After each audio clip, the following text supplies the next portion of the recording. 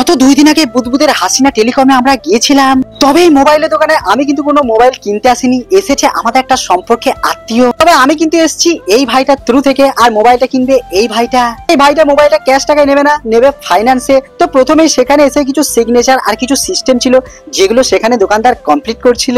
সেখানে মোবাইল দেখেছিল Oppo R Vivo, কিন্তু ভাইটার চয়েস একেবারে ভিভো। আর সত্যি কথা বলতে ভিভো ফোন কিন্তু আমার দুর্দান্ত লাগে। তো যাই হোক, ফাইনালি কিন্তু আমাদের মোবাইলটা কেনা কমপ্লিট হয়ে গেছিল। তখনও দেখি কিন্তু বৃষ্টির চরম গতিতে হচ্ছে। তো যেই ভাইটা মোবাইল কিনেছিল তার ড্যাডি আবার আমাদেরকে খুশি করে বলছে মিষ্টি খাওয়াবে।